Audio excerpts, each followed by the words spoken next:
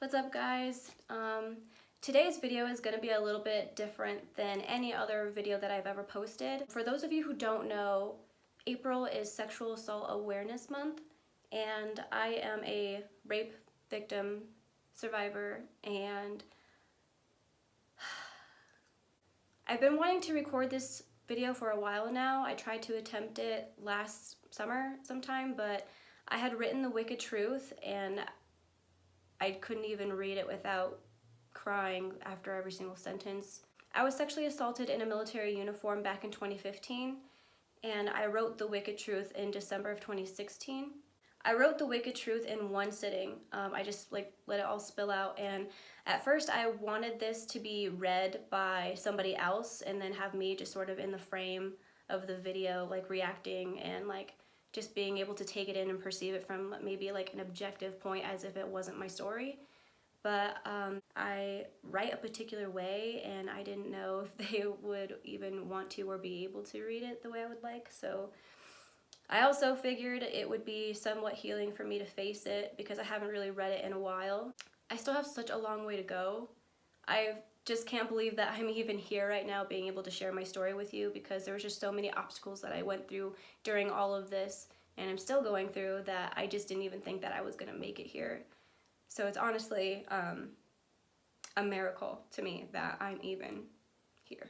My name is Valerie Sanchez, and this is my story. If I had known everything that I do now, I can definitely say I wouldn't have done it in the first place. When I was growing up, all I wanted to be was a police officer, and a part of me always knew that I would be some sort of soldier. However, I didn't know that I would be fighting for my own life more than those of my so-called brothers and sisters. Both of these uniforms represent unity, strength, and most of all, justice. Now I can see that those are just words, no longer values. I went to college. I didn't want to, but unfortunately this world works in such a way that you have to go to college just to be something respectable. Even though I took all the right steps and tried to make my life better, these two things that could do no wrong ruined my life. In 2014, I was 21 years old, 95 pounds, 4 foot, 11 nothing.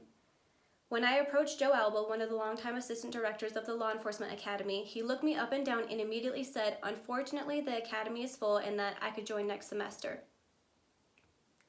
I'm not sure what gave him a change of heart, but he told me to sit down and tell me why I wanted to wear this uniform. I told him the truth. Honestly, to this day, I have no idea why, but I know it's something I've always wanted to do, and there's such a fire burning in me with so many eyes watching me, and I just want a chance to show them all that they're wrong and I can do this. I got a lot of criticism from friends and other people from the sidelines that I am just downright too small and that no one would truly hire me and feel comfortable with me attempting to save another officer's life based on my size alone. After enough convincing, Mr. Albo told me he would accept me and waive me into the program. I just needed a chance to prove everyone wrong, and here it is. Our class president was voted in as Doc Adams. He is a 20-year veteran medic, still serving. Now he was going to become a police officer. I thought to myself, wow, I can look up to him because he did those two things I've always wanted to do, officer and a solid soldier, or so I thought. In 2014, my brother Victor and I lived together in a small rental, and he was the only one working at the time, so it was a struggle to have food, which is why I stayed so small. I was a wrestler in high school, so the starving feeling was always easy to deal with. As time went on, I needed combat boots that could also be polished for the academy. At this point, the class president took it upon himself to announce that if anyone needed help, that he would work with them because he knows times are hard. I reached out to him and explained my situation, and he was willing to help me. He said we would go buy boots this weekend, and when my financial aid came in, I could pay him back. I was beyond thankful that someone out of the kindness of their heart was so willing to help. Little did I know he expected something in return. It was the most disgusting feeling ever. He bought me 7 $1 cheeseburgers, and I made it last the week. But when he kept trying to touch me, all I could think was, this guy is as old as my dad. Why is he doing this? He's married. He's a Christian. He preaches about his wife and the Word of God all the time. I tried to keep all of the events to myself, but I couldn't. I couldn't let someone do that to someone else on the street. If I let it slide now, he will do it to another female, and maybe even under worse circumstances than me. I decided to turn it in, but as I've learned before, the repercussions of telling the truth and shedding light is always much worse than the assault alone. Despite this happening, I still walked into the Army recruiting station and wanted to become a soldier.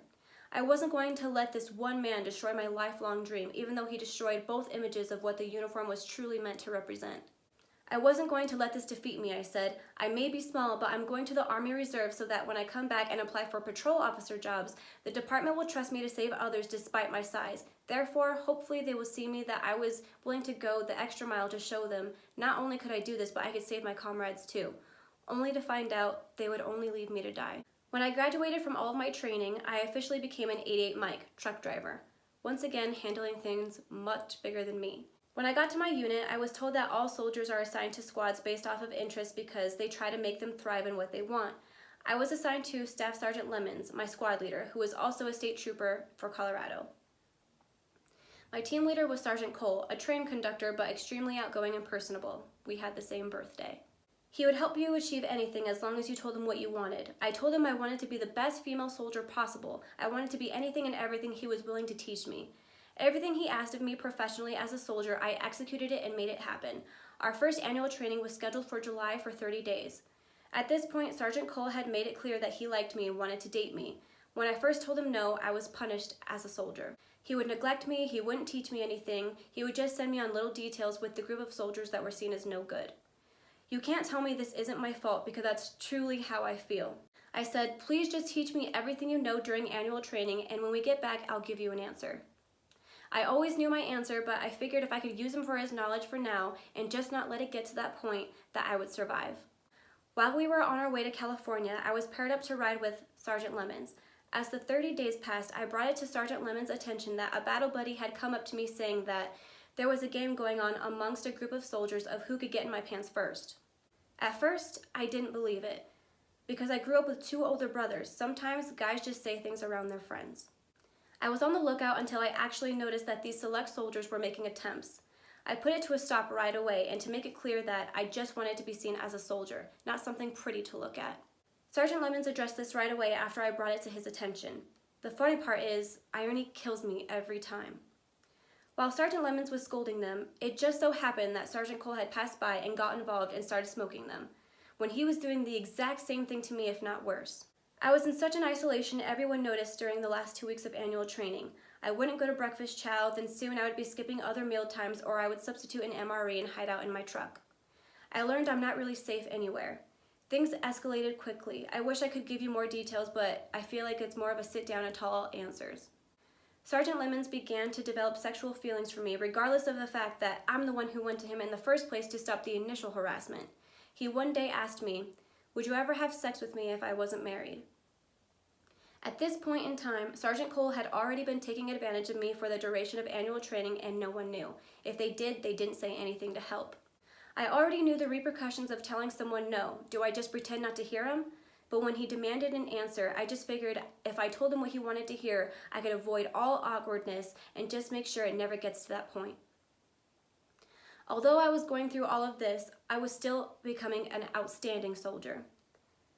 I was going to become a gunner, and Sergeant Cole was teaching me how to take apart and reassemble the saw. He showed me, I practiced for 1 hour, and I beat his time when we raced later. Sergeant Cole wanted me to complete my SSDs even though I was a private, but I did it. That year, I received an Army Achievement Medal. Every mission we had, I was on. Every order they asked, I did. Everything they taught me, I held on to and remembered for the next time. But somehow, these two men that I once looked up to wanted more. As time went on and we got back to the unit, both my squad leader and team leader had been sexually assaulting me for the next 8 months, and I kept quiet because I didn't want any confrontation. Even when I had hard evidence, such as text messages, I would purposefully delete them right away so I would avoid turning them in. I figured once I put some rank on, I would just leave the unit and be better than them somewhere else. Unfortunately, they never let me get to that point. Even when I was reassigned to a new squad leader, Sergeant Cole had accidentally sent a regular phone of me from my Facebook to my phone, he says, but accidentally sent it to Staff Sergeant Rex Road. And guess what his reply was? "Don't be doing anything stupid with Sanchez." Can you believe that?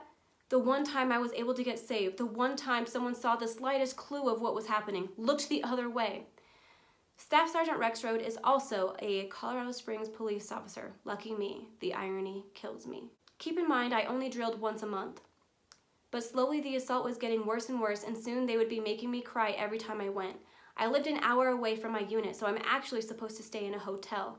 I did once, never will I ever again. Even if we had drill days that were a 3-day weekend, I drove home every day and drove back up the next day.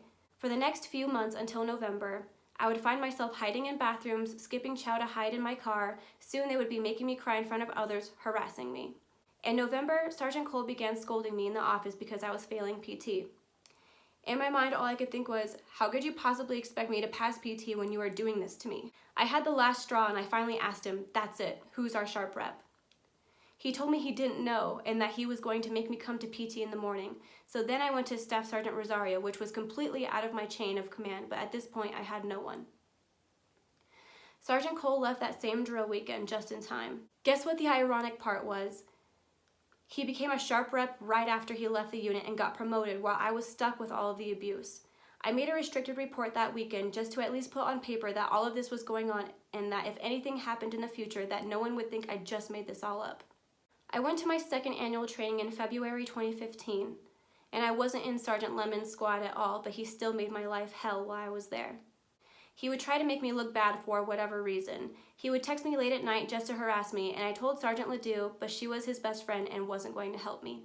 I came back from that annual training and came clean to my commander a few days after St. Patrick's Day, since another big event had happened where I ended up walking in the middle of the night deserted by my own battle buddies because they invited me out and I thought they were trying to make amends. The opposite happened.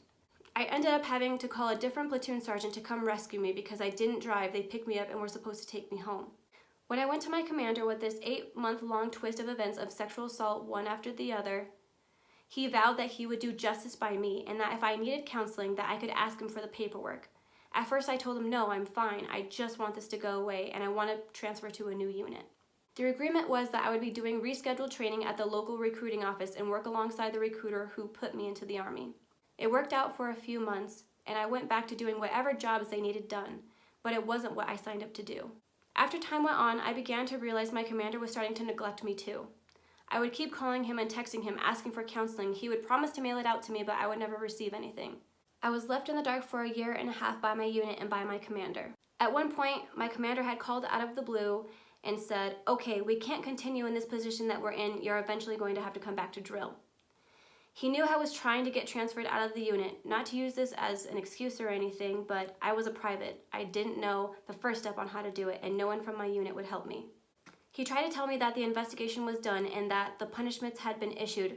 However, I would never receive any sort of paperwork that anything was conducted, and I would never know the punishment of the accused. So here I was, 1 year later, neglected by my unit, never called, never checked on me, and when they did contact me, it was to get me to go back. I was here, left deserted since the day I told my commander everything that happened, while Sergeant Lemons and Sergeant Cole were drilling and furthering their career, and of all people, I was left in the dark. Anyway, my commander had told me that an investigation had happened and that I thought it was very weird that I wouldn't receive anything after he told me he even called CID himself. I went to CID in April of 2016. They had no information about a case being filed or opened with my name in it, or any of them for that matter. Once again, someone had swept it under the rug. By the way, did you know the entire 1.5 years he left me hanging with no contact and no counseling, I developed an eating disorder? Whenever I felt the slightest bit of stress, I got sick to my stomach and I would immediately throw up. My body would shake itself awake and I would have diarrhea for an hour and I would throw up whatever I could the next hour. My lower back was constantly sore from all of the dry heaving. I never had anything to throw up. Even if I drank cold water, I would throw it back up cold. My body was shutting down. To me, I was finally dying from the inside out. I went from 125 pounds to 110 in less than 2 weeks. I had to quit my job because I couldn't even work without being sick. I can definitely say the repercussions of telling the truth are much worse than the sexual assault alone. I was left in the dark. The Army didn't care, so why should I? I haven't been to drill in the past 2 years and I'm about to be 3 years in the service, October 18th, 2016. I was fighting every battle you could think of. My car got stolen, I got jumped outside my job by people I don't even know. Then when the cops arrived to help, they couldn't understand why I was so irate and couldn't talk to them because that uniform messes up my mind. Not to mention that I had just got my face dragged through the pavement and I didn't have a clue as to what was going on. The best part is they got away with it. The girl that initially started hitting me, it was her first offense ever, so all she had to do was show up to court and pay $150 and go on with her life. I was charged with disorderly conduct with fighting even though she didn't have a mark on her and I was the victim. I went to court to fight it. The city attorney had told me the day of the trial that she would be giving us both a fair trial. The day came, I walked into the room with the police officer testifying against me to say that I was guilty and that I had miraculously instigated the fight. Alongside him was the girl that beat me up, and to come to find out, I was supposed to get a lawyer and the city attorney was only there to defend his police report and to also testify against me. The judge explained to me that I would act as my own lawyer, which is all I did in college. All we did were mock trials, so today was the day I would put everything to the test, in spite of the fact that I was fighting fire with fire. After 2 hours of questioning and cross-examining those present, and after going up on the stand and swearing under oath and telling nothing but the truth, I proved enough holes from their story to show that I was telling the truth. That day, the judge saw me. The judge saw that they were trying to cover it up. The judge looked at me and said, "Ms. Sanchez, I'm sorry the system has failed you. You are free to go." I gathered my paperwork and the notes I had taken and walked out of that courtroom, 1 against 3, with tears in my eyes. As I walked out, the sun beat down on my face. It was indeed a great day to be alive. At this point, I just pondered whether it's days like these where it makes everything I've been through worth it. And then I think, no, not nearly. Now I find myself just waiting until the day comes that I end it all. I've accepted that death is my truth. It may be the only way that everyone sees what has been done to me. Death to me isn't saying I let them win. To me, it's like me saying, if you can live with yourself tomorrow knowing that I killed myself yesterday because of what you've done, then I don't need to be here. The truth is, they are living with what they've done to me, yet I'm the only one suffering while they've been traveling and getting promoted and making money and using their rank while I sit in the dark and not just watch but wilt away. I thought it was no one gets left behind. Apparently I'm the no one in that statement. Do you want to know what my life is like right now? My life is spiraling out of control, and for once I don't care. 1 year ago, I was fragile and depressed, and now I'm so angry that I can no longer control it. I'm finally reaching my inner Harley Quinn, crazy smile and say hateful things while I twirl my hair in front of your face. Saturday, September 24th. I sit in my car sober thinking this is it, this is the end. I could feel it coming over me stronger than ever. I kept telling myself, just call someone, Val. Then a second later, I would be screaming in my head, for what? What's the point? Even if they hear me out, what's the point? They might understand and that's it. How is that going to help me? No matter how much help I want, I will never get it because it's too late. The damage is already done and you can't make it go away. No one can. I called my friend that I knew always carries a gun. I told him to put it where I could see it, only so I could grab it from him. We wrestled over a loaded gun for 2 minutes. As soon as I came to the realization that I could potentially hurt someone else, I stopped and ran out of the car into mine and locked the door before he could open it. I didn't want to hurt anyone else, only myself. I hugged my wheel and screamed, God, please just kill me and relieve me from my mind. I can't live inside of it another second. I sped home and sat in front of my house for an hour. The first 15 minutes I was just crying, trying to convince myself to stay away from my thoughts and I could survive through the night. I called my friend of 9 years. He lives in Denver, and I was being myself as always, honest. I told him I don't know if it's going to be tonight, but I know it's coming soon. I told him I just wanted someone to tell me it's okay to give up. After all, why wouldn't it be when that's all the Army has shown me? That they give up on me, they sweep me under the rug so no one talks about it. He began to give me the same speech everyone else would. If you kill yourself, you're selfish. I screamed at him. Think of it what you want, because while I've been alive and living and selfless, nobody gave a fuck. But now that I want to take my own life, I'm selfish because now all of a sudden everybody cares? It's true. It's too fucking late, because even the people that care about me, I don't even care that they care. When I say I'm going to kill myself, it's not a cry for help. It's a warning, so when the day comes and everyone is asking themselves what they could have done, I'll be laughing in their face invisibly because they are the exact definition of, oh sorry, we didn't know when. They could have done everything and more to help me, but they didn't. You know what his reply was? He said, you need to stop holding on to this military thing when the truth is you just couldn't keep your legs closed. You made all the wrong choices, and while they were wrong in the first place for putting you in those situations, ultimately you are responsible for the way you reacted to it. What do I even say to that when deep down I do feel like this is all my fault? How do you even cipher out the truth when people on the side tell me it's not my fault when I feel like it is, then when others say it really is my fault, which is the truth? I hang up on him, snap back into reality, go inside my house to find my mom on the phone with my dad because apparently that so-called friend had called the cops. My mom told me the cops are coming over here to talk to you. I asked for what? She said because they got a phone call that you were wanting to hurt yourself. I finally reached my Harley Quinn moment and started twirling my hair and said with an excited smile, oh great mom, I can't fucking wait for officers to knock on the door and ask how the fuck they can help me when they fucking ruined my life. I'll greet them at the door right now. And I skipped to the door. They arrived and I met them outside. They said, are you Valerie Sanchez? I sure am. We got a friend of yours who is concerned about your well-being. Can you tell us what's going on tonight?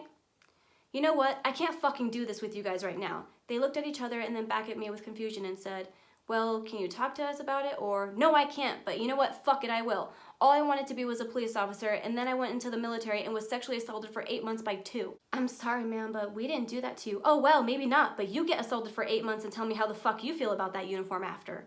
He was about to apologize when I interrupted him. Don't you fucking dare say sorry. There's absolutely nothing you can do for me. Ironically, I think it's fucking hilarious how 2 cops are coming to my front doorstep asking how they can help me when they ruin my fucking life. Haha, excuse me for trying to make my life so great.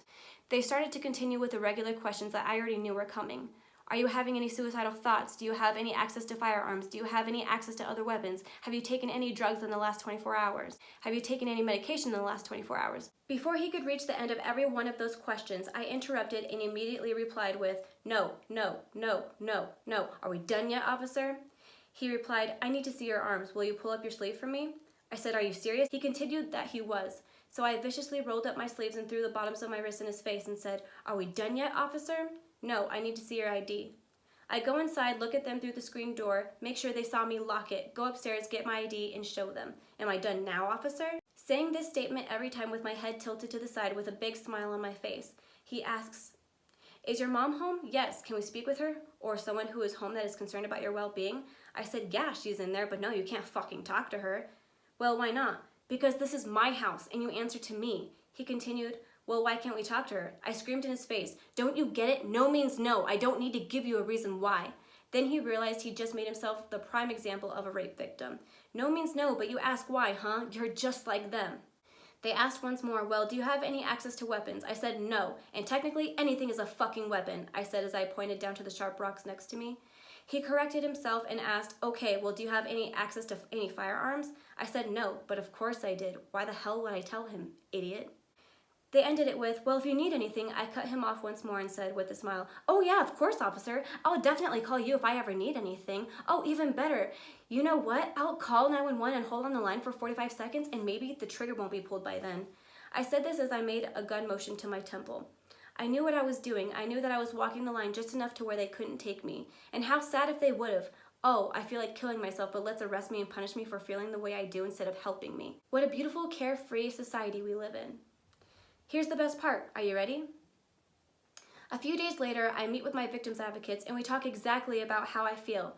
Thankfully, they are understanding enough to hear me out. They know well enough that they know exactly what will destroy me if certain things happen, and one of them was this. If my commander ever tried getting a hold of me and tried helping me, I would say, fuck you, because you left me in the dark a whole year and a half, now you want to help me? I told my victims advocates if they ever tried putting me back in that uniform or command directed me into counseling that it would push me even further to kill myself. Ironically, guess what happens over the weekend? Somehow my commander got information about the way I've been feeling. Who knows why all of a sudden he cares. I believe it's because he knows something I don't. But now I get a voicemail Friday while I'm at work that the police are looking for me as well as other military personnel, and I needed to get out of town and lay low for a while because if they find me, they will put me on medical hold for 72 hours. I can't handle anything like that right now. Guess what I had to do September 30th through October 3rd? Run and hide. I can't tell my boss that I have to leave work because the cops in the military are looking for me because he wouldn't understand. I left as soon as I could. I switched cars with my brother, got off work at midnight, and headed to Denver to hide.